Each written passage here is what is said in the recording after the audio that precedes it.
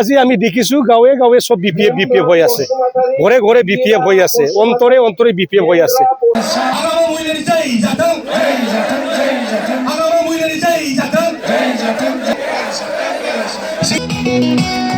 Gadunya simenjen, abuja simenjen, black tiger simenjen, fast halap building ni khusha dhalai huna. BPF long live, Siuli Mohilari Zindabad. আজি আমি ৩ নং কোকৰাঝাৰ সমষ্টি আমাৰ প্ৰাৰ্থী শিউলি মহিলাৰীৰ লগত ঘূৰি ফুৰি আছো। ইয়াত আমি দেখিছো ৰাইজৰ যিটো সঁহাৰি, ৰাইজে যি আমাক সম্বৰ্ধনা জনাইছে, ৰাইজে আমাক যে কথা দিছে যে আগন্তুক নিৰ্বাচন, এই নিৰ্বাচনত শিউলি মহিলাৰী ১,০০০-২,০০০ ভোটত নহয়, লাখ ভোটত মানে জিকি পেলাই আজি যোৱাৰ কাৰণে ব্যৱস্থাটো হৈ গৈছে।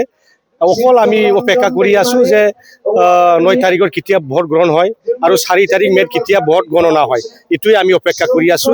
ইতিমধ্যে আমি ক'ব পাৰোঁ আমাৰ পাৰ্টি জিকি গৈছে। তো নিয়ম অনুযায়ী হ'ব লাগে, ভোট গ্ৰহণ কৰিব লাগে, ভোট কাউণ্টিং হ'ব লাগে, ঘোষণা হ'ব লাগে, এইটো কাৰণে ৰখি আছো। যোনটো কেনেকুৱা ডেইলি ১,০০০তকৈ অধিক জইনিং কৰি আছে, প্ৰতিটো মিটিঙত ৩০০, ২০০, ১,০০০ এনেকুৱা জইন কৰি আছে।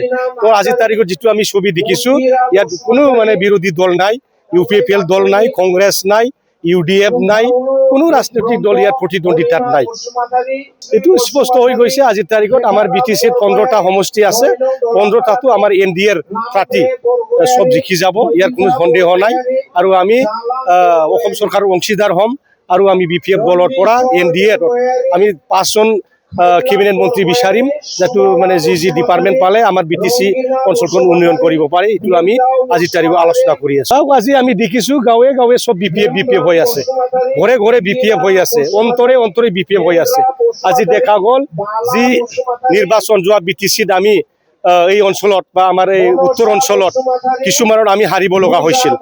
এইবোৰ পলিং ষ্টেচনত, এইবোৰ গাঁৱত এতিয়া হাজাৰ হাজাৰ ব্যক্তিয়ে যদি জইন কৰে, কোনো পলিং ষ্টেচনত আমাৰ হাৰিব লগা নাই। এতিয়া য'ত কাউণ্টিং কৰিব, যি ৰাউণ্ডত কাউণ্টিং কৰিব, প্ৰতিটো ৰাউণ্ডত আমি জিকি যাম আৰু বিপুল ভোটত জিকি গৈ পেলাই আজি আমাৰ শিউলি বাইদেউ ডাঙৰীয়ানীয়ে ১২৬টাৰ ভিতৰত চবতকৈ সৰ্ববৃহৎ ভোট পাই পেলাই জিকি যাব, এইটো আমাৰ এটা বিশ্বাস হৈ গৈছে। ৰাইজক এইটোৱে মেছেজ দিম যে আমাৰ BTCখন উন্নয়ন কৰিবৰ কাৰণে, বিভিন্ন জাতি জনগোষ্ঠীৰ সমস্যা সমাধান কৰিবৰ কাৰণে, আমাৰ জাতি মাটি বেটি ৰক্ষা কৰিবৰ কাৰণে আৰু বিভিন্ন জাতিৰ NRCৰ সমস্যা, SRৰ সমস্যা, আমাৰ যিকোনো সমস্যাই হওক, শিক্ষা দীক্ষাৰ ক্ষেত্ৰতে হওক, আমাৰ খেতি বাতিৰ ক্ষেত্ৰতে হওক, আমাৰ স্বাস্থ্যৰ ক্ষেত্ৰতে হওক, যাতে এইখিনি সমস্যা সমাধান কৰিবৰ কাৰণে ৰাইজে একত্ৰিত হ'ব লাগে।